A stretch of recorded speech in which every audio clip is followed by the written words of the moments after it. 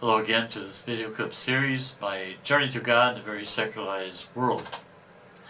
In the last video clip, we began on the second meditation of Father Laurent Larocque, and with the title of, which you can find also on the internet as an article, The Progressive Protestantization of the Catholic Mass.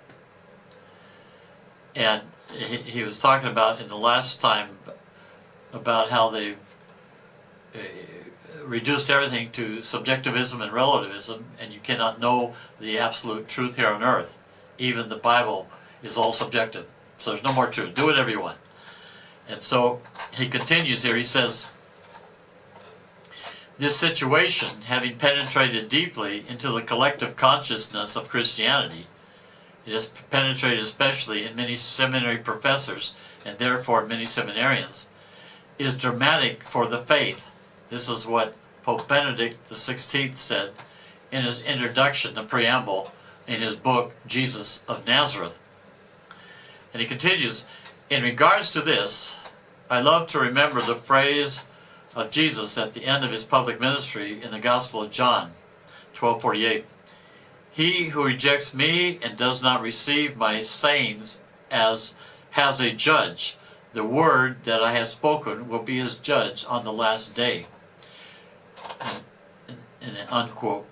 We are not the judge, we're not to judge the word of Jesus.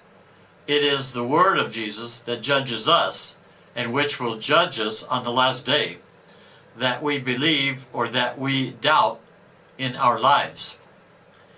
Then of course, he continues, then of course, if you do not know anything for sure about Jesus and about his words and actions, as many big professors say today, and as are written many official introductions to the gospel in our Bibles, then it is obvious that the Eucharist can no longer be a mystery to be believed with the joyous absolute certainty of faith. And yet, and then he quotes it in Latin, nihil hoc verbum veritas verius.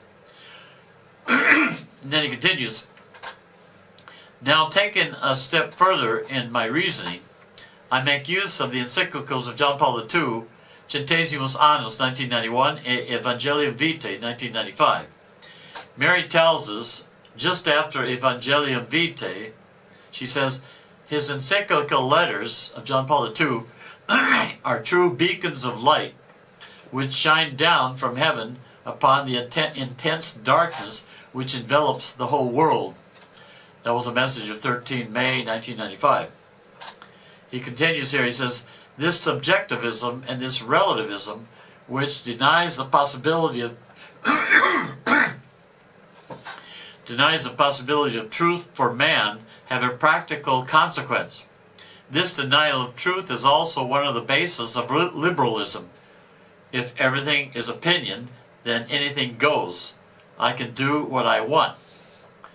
But liberalism leads into its opposite, totalitarianism, toward a dictatorship. That is, they want freedom, and instead there comes dictatorship.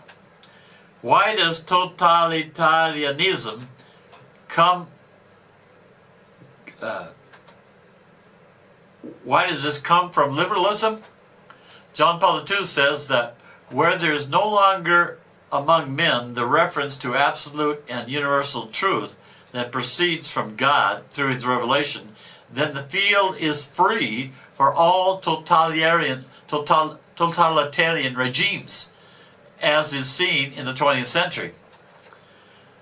And then he quotes here from the documents of John Paul II, who writes, totalitarianism arises out of a denial of truth in the objective sense.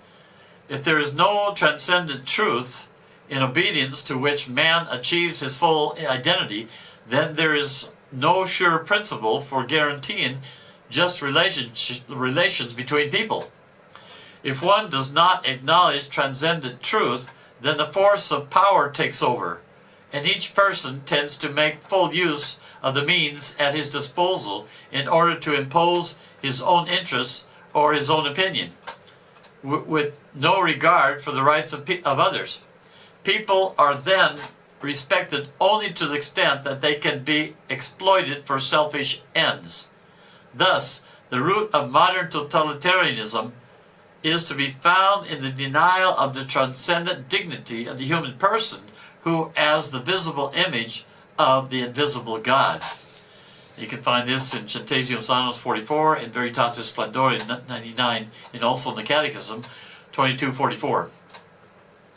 He continues here, he says, this is the fundamental foundation of equality of all men.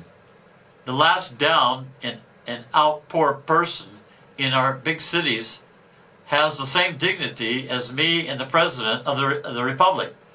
But if he is no longer considered a son of God like me, then I no longer have the foundation to be able to respect him. Without God, human life quickly becomes a waiting room of hell. Pope John Paul II, and he quotes John Paul II again, who wrote, Humanity today offers us a truly alarming spectacle. If we consider not only how extensively attacks on life are spreading, but also their unheard of numerical proportions, and the fact that they receive widespread and powerful support from a broad consensus on the part of society, from widespread legal approval and of the involvement of certain sectors of healthcare personnel.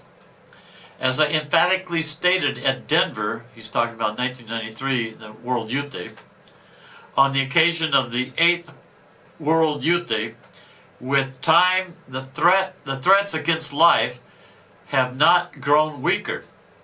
They are taking on vast proportions. They are not only threats coming from the outside, from the forces of nature, or the Cains who kill the Abels. No, they are scientifically and systematically programmed threats. The 20th century will have been an era of massive attacks on life, an endless series of wars, and a continual taking of innocent human life.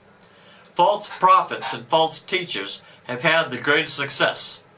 We are, in fact, faced with an objective conspiracy against life. That was quoted from Evangelium Vitae, number 17.